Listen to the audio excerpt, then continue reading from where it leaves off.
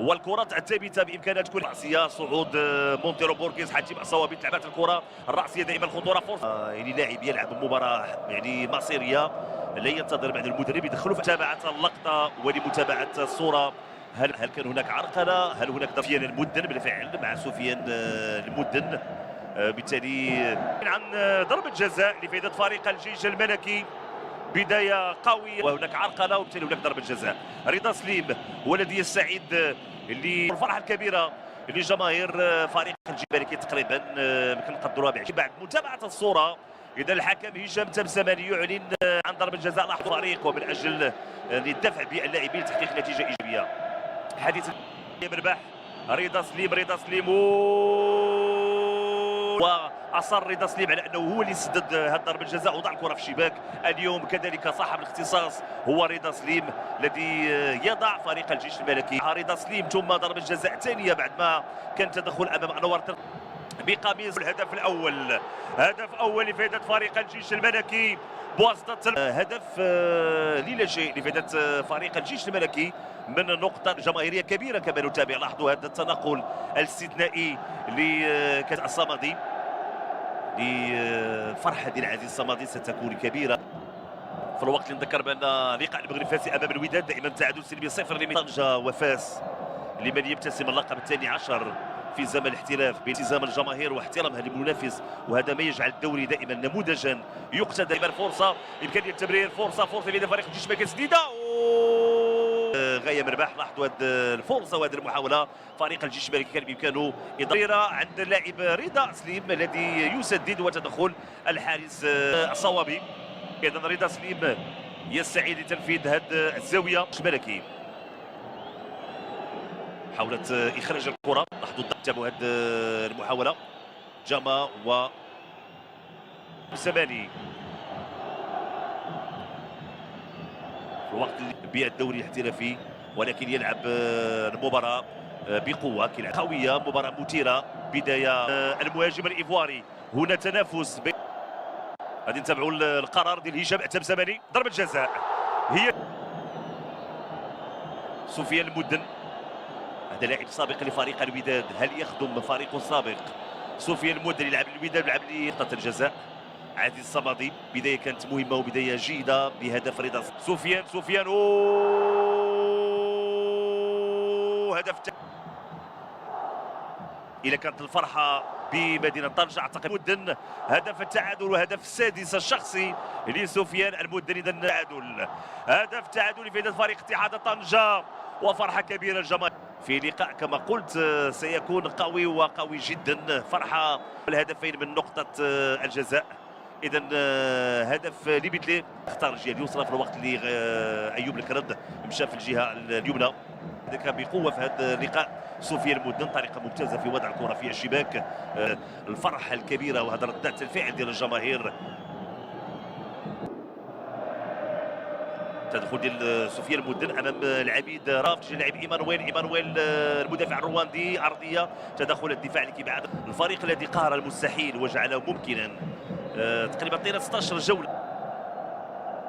مشات الكره ايمانويل شيموي رفع الكره داخل منطقه الجزاء. وضعيه تسلل ديال ايمانويل شيموي.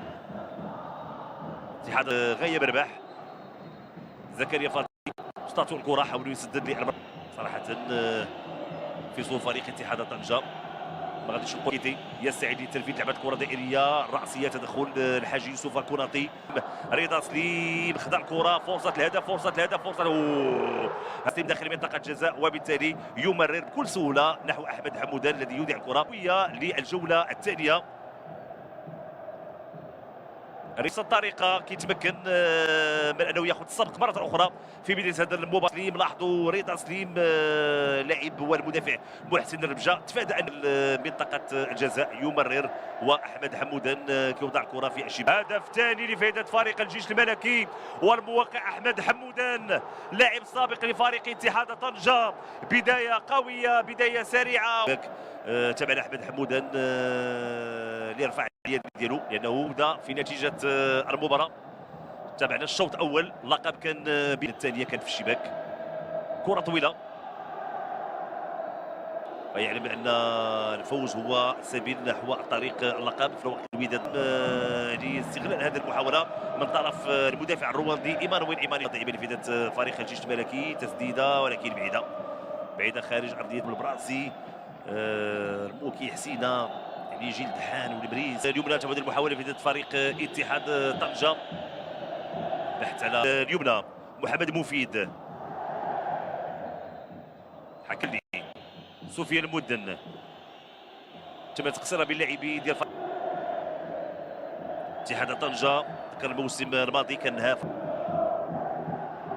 بغي نهنئ فريق نهضة اتلتيك زمامرة 3-0 في الجوله الاخيره. بالمقابل يوسف برشيد المباراه ما كانش بسوالة مع الرياضي.